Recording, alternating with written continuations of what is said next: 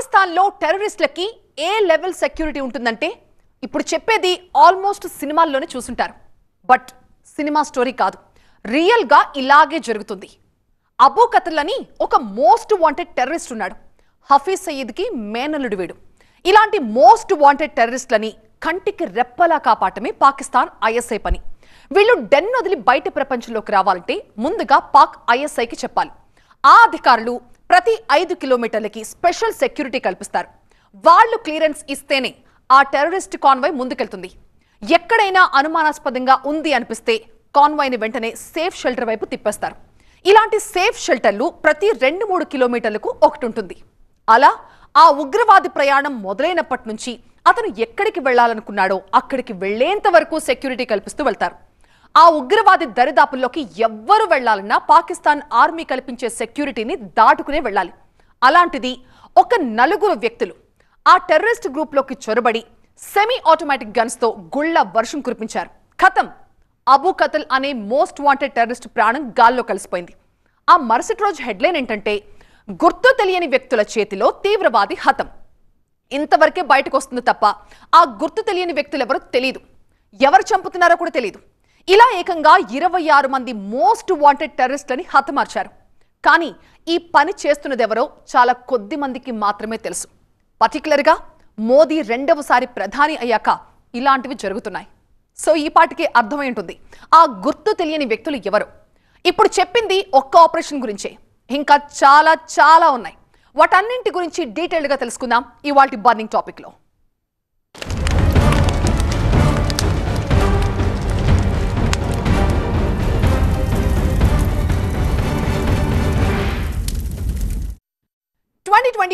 జూన్లో వైష్ణోదేవిని దర్శించుకుని వస్తున్న భక్తుల బస్సుపై దాడి జరిగింది. పావుగంట పాటు ఆపకుండా కాల్పులు జరిపారు ఉగ్రవాదులు. చివరికి ఆ బస్సు లోయలో పడింది. లైట్గా గుర్తొస్తుంది కదూ ఆ ఘటన. ఆ దాడి వెనుక ఉన్నది ఆమీర్ హంజా. అతడు పాక్ ఆర్మీలో మాజీ డైరెక్టర్ జనరల్, అలాగే emergency services academy of Pakistan army 1122 brigadier కూడా. అంతటి స్థాయిలో ఉన్న ఆమీర్ హంజాకి ఏ లెవెల్ సెక్యూరిటీ ఉంటుందో ఊహించుకోవచ్చు. కానీ ఏమైందో తెలియదు. నల్లటి దుస్తులు ధరించిన గుర్తు తెలియని 4 వ్యక్తులు బైకులపై వచ్చారు. పాయింట్ బ్లాంక్ లో పెట్టి కాల్చి పారిపోయారు. చూస్తే ఆమీర్ హంజా కుప్పకూలిపోయాడు. ఈ స్టోరీలో ఇలాంటి గుర్తు తెలియని ఆపరేషన్స్ ఇంకొన్ని తెలుసుకుందాం. ఆమీర్ సర్ఫరాజ్ అని ఒక mafia don, Lashkare Toiba founder కి సన్నిహితుడు. అంతటి డాన్ ని లాహోర్లో 2 గుర్తు తెలియని వ్యక్తులు బైక్ పై వచ్చి కాల్చి చంపేశారు. ఈ ఆమీర్ సర్ఫరాజ్ ఎవరంటే, భారత గూఢచారి అనే ఆరోపణలతో భారత్కు చెందిన సరబ్జీత్ సింగ్ ను పాకిస్తాన్ జైల్లో పెట్టింది. గుర్తుందా? అతన్ని 2013లో ఇటుకలు, ఐరన్ రాడ్లతో కొట్టి జైల్లోనే చంపేశారు. పార్లమెంటుపై దాడి చేసిన అఫ్జల్ గురుని ఉరితీసినందుకు ప్రతీకారంగా సరబ్జీత్ సింగ్ ను పాక్ జైల్లో హతమార్చారు. ఆ సరబ్జీత్ సింగ్ హత్య వెనుక ఉన్నది ఈ ఆమీర్ సర్ఫరాజీ. అలాంటి ఆమీర్ సర్ఫరాజ్ ని పక్కా ప్లానింగ్ తో చంపేశారు. నిజంగా ఆ గుర్తు తెలియని వ్యక్తులకి జిందాబాద్ చెప్పాల్సింది.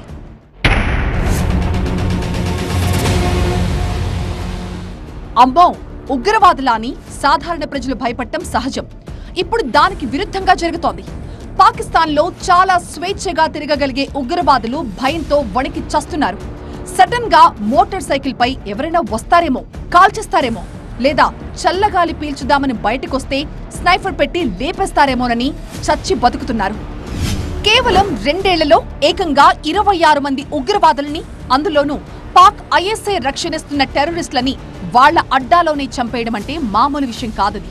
పర్టిక్యులర్ గా చెప్పాలంటే 2020 నుంచి 2023 వరకు దాదాపు 20 మందిని ఎవ్వరూ ఊహించని రీతిలో హతమార్చారు. వాడు లష్కరే తోయిబా ఉగ్రవాద, జైషే మహమ్మద్ పెంచి పోషిస్తున్న టెర్రరిస్టా, హిజ్బుల్ ముజాహిదీన్ కి చెందిన ఆటంకవాదా, లేక పాక్ ఆర్మీ కంటికి రెప్పలా కాపాడుకొస్తున్న మోస్ట్ వాంటెడా? ఇవన్నీ కాదు, అక్కడ ఎవ్వరున్నా సరే లేపి అవతల పడేస్తున్నారంతే. కొందరు చెప్తున్నదేంటంటే, ఇదంతా చేస్తున్నది మన రీసెర్చ్ అండ్ అనాలిసిస్ వింగ్ రా అని. ది గార్డియన్ అనే వెబ్సైట్ అయితే ఇండియన్ సీక్రెట్ ఏజెంట్లే చంపేశారని డైరెక్ట్ గానే రాసేసింది. అఫ్ కోర్స్ మేమే చేస్తామని రా ఎప్పటికీ ప్రకటించుకోదనుకోండి. భారత ప్రభుత్వం అలాంటి స్టేట్మెంట్స్ ఎన్నడూ ఇవ్వదు. పాకిస్తాన్ ఆర్మీ ఈ పరువు పోయే విషయాన్ని సిగ్గు విడిచి చెప్పుకోలేదు. బట్ పనైతే జరుగుతోంది కదా, ఒక్కొక్క ఉగ్రవాది పోతున్నాడు కదా, అది చాలు మనకి. హై ప్రొఫైల్ టార్గెట్స్ మనం ఈ మధ్య చూస్తున్నాము. Syed Saifullah Khalid, Lashkar-e Taiba master mind. ఏం జరిగింది? చాలా టెర్రర్ ప్లాట్స్లో పార్టిసిపేట్ చేశాడు, ఇంక్లూడింగ్ ఆర్ఎస్ఎస్ హెడ్ క్వార్టర్స్ అటాక్లో కూడా. ఏమయ్యాడు? హతమయ్యాడు. ఎక్కడ? పాకిస్తాన్ గడ్డ మీద. పాకిస్తాన్ శరణిచ్చింది వాళ్ళకి. Okay, that's how he was found in Pakistan. మరీ ముఖ్యంగా 2019లో పుల్వామా దాడి తర్వాత భారత్ తన వైఖరి మార్చుకుంది. మాకు కావాల్సిన ఉగ్రవాది మీ దేశంలో ఉన్నాడు, వాణ్ణి అప్పగించండి అని పాకిస్తాన్కి ఒక ఆర్డర్ పాస్ చేసింది. దానికి తగ్గ రుజువులు కూడా ఇచ్చేది. న్యాయపరంగానే శిక్షిస్తాం అని పాకిస్తాన్కు పద్ధతిగా చెప్పేది. పుల్వామా అటాక్లో భారత సైనికులు చనిపోయిన తర్వాత ఇక ఆ ఉగ్రవాదులను భారత్కు అప్పగించాల్సిన అవసరం లేదనుకుంది. పాకిస్తాన్కు ఎలాంటి రుజువులు ఇవ్వాల్సిన అవసరం లేదనుకుంది. భారత్లో బాంబు పేలుళ్లు, మారణ హోమాలు సృష్టించిన ఒక్కో ఉగ్రవాదిని పాక్ గడ్డపైనే లేపేస్తూ వస్తోంది.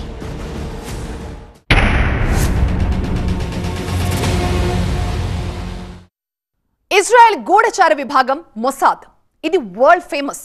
టార్గెట్ చేసిందంటే ఎంతటి వ్యక్తినైనా హతమార్చగలదు. అందుకే ప్రపంచమంతా చాలా గొప్పగా మాట్లాడుకుంటుంది మొసాద్ గురించి. ఇక రష్యాకి కూడా ఒక గూఢచార విభాగం ఉంది, పేరు కేజీబీ. దాదాపుగా మొసాద్ అంత చరిత్ర ఉంది ఈ కేజీబీకి. ఇప్పుడు వాటి సరసన చేరింది ఇండియన్ రా. పూర్తి పేరు రీసెర్చ్ అండ్ అనాలిసిస్ వింగ్. ఆ పేరు వింటే లెక్కలు, చరిత్ర రాసుకునే ఒక విభాగంలాగా సాఫ్ట్గా కనిపిస్తుంటుంది. బట్ చేసే పనేంటంటే ఉగ్రవాదుల చరిత్రను విశ్లేషించి లెక్కకు లెక్క రాసుకుంటుంది. 2 ఏళ్లుగా హిట్ లిస్ట్ లో ఉన్న తీవ్రవాదుల్ని ఒక్కొక్కరిగా ఖతం చేసేస్తోంది. ఇంటర్నేషనల్ లెవెల్లో ఒక టాక్ కూడా తెచ్చుకుంది. ఇంతకీ ఈ హిట్ లిస్ట్ లోని టెర్రరిస్టులు ఎవరు? రా ఆపరేషన్ గురించి చెప్పుకునే ముందు ఆపరేషన్ సింధూర్లో ఇండియన్ ఆర్మీ టార్గెట్ చేసిన మోస్ట్ వాంటెడ్ టెర్రరిస్టుల గురించి చెప్పుకోవాలి. నిజానికి రా ఇచ్చిన ఇన్ఫర్మేషన్ తోనే ఇండియన్ ఆర్మీ టార్గెట్ చేసుండొచ్చు. ఆ దెబ్బకే 5 కీలకమైన ఉగ్రవాదులు మరుసటి రోజు ఉదయాన్ని చూడలేకపోయారు. ముదస్సర్ ఖాదియాన్ ఖాస్, లష్కర్-e-తోయిబా ఉగ్రవాది. పాకిస్తాన్ మురిట్కేలో ఉన్న లష్కర్-e-తోయిబా ప్రధాన కార్యాలయంలో ఉగ్రవాదులకి శిక్షణ ఇస్తూ ఉంటాడు. ఇతను ఎంత ఫేమస్ టెర్రరిస్ట్ అంటే ముదస్సర్ను ఇండియన్ ఆర్మీ హతమార్చిన తర్వాత పాకిస్తాన్ ఆర్మీనే అతడి అంత్యక్రియల్లో గౌరవ వందనాన్ని సమర్పించింది. అత్యున్నత స్థాయి మిలిటరీ, పోలీస్ అధికారులు ఇందులో పాల్గొన్నారు. పాక్ ఆర్మీ చీఫ్ మునీర్, పాక్లోని పంజాబ్ సీఎం నవాజ్ తరపున ఉన్నతాధికారులు ఇతని మృతదేహంపై పుష్పగుచ్చాలు ఉంచి నివాళి అర్పించారు.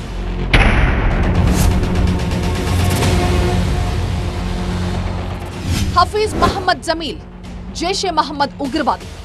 జైషే మహమ్మద్ వ్యవస్థాపకుడైన మసూద్ అజర్ కి పెద్ద బావమరిది. బహావల్పూర్లోని సుభానల్లా మర్కజ్ జమీల్ నిర్వహణలోనే ఉంది. జేఈఎం ఆర్థిక కార్యకలాపాలు, యువతకి ఉగ్రవాదం నూరిపోయడంలో కీలక పాత్ర ఇతనిది.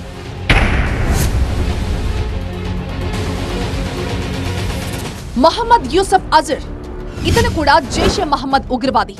మసూద్ అజర్ కు బావమరిది. కాందహార్ విమానం IC-814 హైజాక్ సూత్రధారి.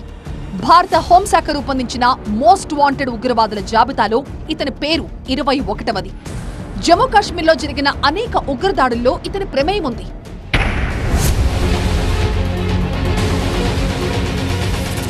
అబూ అకాషా, లష్కర్-e-తోయిబా ఉగ్రవాది. చాలా ఉగ్రవాద ఆపరేషన్లు నిర్వహించాడు. ఆఫ్ఘనిస్తాన్ ఆయుధాల స్మగ్లింగ్ లో ఇతని పాత్ర ఉంది. ఈ టెర్రరిస్టు చనిపోతే పాకిస్తాన్ మిలిటరీ సీనియర్ అధికారులతో పాటుగా ఫైసలాబాద్ డిప్యూటీ కమిషనర్ కూడా అతని అంత్యక్రియల్లో పాల్గొన్నారు. మొహమ్మద్ హసన్ ఖాన్, జైషే మహమ్మద్ ఉగ్రవాది. జైషే మహమ్మద్ POK కమాండర్ ముఫ్తీ అస్గర్ ఖాన్ కుమారుడు. జమ్మూ కాశ్మీర్లో జరిగే ఉగ్ర కుట్రల్లో కీలకంగా వ్యవహరించేవాడు. అబూ సఫీవుల్లా ఖాలిద్, లష్కర్-e-తోయిబా ఉగ్రవాది. జస్ట్ మొన్న ఆదివారమే పాకిస్తాన్ సింధ్ ప్రావిన్స్ లో గుర్తు తెలియని వ్యక్తి చేతిలో హతమయ్యాడు. 2006లో నాగ్పూర్ RSS హెడ్ క్వార్టర్స్ పై జరిగిన దాడిలో ఇతడే కీలక సూత్రధారి. ఇక 2005లో Bengaluru Indian Institute of Science పై దాడిలో కీలక సూత్రధారి. 2008లో ఉత్తరప్రదేశ్లోని రాంపూర్లో CRPF స్థావరంపై జరిగిన దాడిలో కీలక పాత్ర పోషించాడు. మసూద్ అజర్ కానివ్వండి, హఫీజ్ సయీద్ కానివ్వండి, ఎవరైనా కానివ్వండి, వీళ్ళందరూ కేవలం ఫ్రంట్ మాత్రమే. యాక్చువల్ పాకిస్తాన్ ఆర్మీ యుద్ధం చేసే బదులు వీళ్ళను వాడుకుంటుంది. అందుకని చెప్పి మనం చాలామంది ఉగ్రముఖుల్ని ఏరివేస్తున్నా కానీ పాకిస్తాన్లో ఉన్న టెర్రరిస్ట్ లీడర్లు ఆగంతకుల చేత చంపబడుతున్నా కానీ ఇంకా అది కంటిన్యూ అవుతూనే ఉంటుంది. ఇక కొందరు టెర్రరిస్టులని వేటాడి చంపేస్తుందంటూ ఇంటర్నేషనల్ న్యూస్ ఏజెన్సీస్ లో వార్తలొచ్చాయి. వాళ్లలో అక్రమ్ ఖాన్ ఘాజీ ఒకరు. ఇతడు లష్కరే తోయిబా రిక్రూటర్. ఈ ఉగ్ర సంస్థకు అవసరమైన నియామకాలు చేపట్టేవాడు. ఖైబర్ పఖ్తూన్ఖ్వా ప్రావిన్స్ లో బజార్ జిల్లాలో బైక్ పై వచ్చిన 2 ఆగంతకులు ఘాజీని కాల్చి చంపేశారు. Riyaz Ahmed Lashkar-e Taiba senior commander. పీఓకేలోని రావల్కోటలో మసీదు బయటనే ఇతన్ని కాల్చి చంపేశారు. షాహిద్ ఖ్వాజా లష్కరే తోయిబా కమాండర్. 2018లో భారత్లోని సుంజ్వాన్ సైనిక క్యాంప్పై జరిగిన దాడికి ఇతడే సూత్రధారి. దావూద్ మాలిక్ జైషే మహమ్మద్ వ్యవస్థాపకుడు మసూద్ అజర్ కి అత్యంత సన్నిహితుడు. నార్త్ వజీరిస్తాన్లో పట్టపగలే గుర్తు తెలియని వ్యక్తులు ఇతన్ని కాల్చి చంపేశారు. ముఫ్తీ ఖైసర్ ఫారూఖీ హిజ్బుల్ చీఫ్ హఫీజ్ సయీద్ కి సన్నిహితుడు. ఇతన్ని కరాచీ నడిబొడ్డునే హత్య చేశారు. మిస్త్రీ జహూర్ ఇబ్రహీం ఇతనొక జైషే మహమ్మద్ ఉగ్రవాది. IC-814 విమానం హైజాక్ లో కీలక పాత్ర పోషించాడు. ఇతన్ని పాయింట్ బ్లాంక్ రేంజ్ లో కాల్చి చంపేశారు. షాహిద్ లతీఫ్ జైషే మహమ్మద్ ఆత్మాహుతి బృందం చీఫ్ హ్యాండ్లర్. పంజాబ్ లోని పఠాన్ కోట్ ఎయిర్ బేస్ పై దాడి చేసింది ఇతడి బృందమే. ఇతన్ని కూడా గుర్తు తెలియని వ్యక్తులే హతమార్చారు.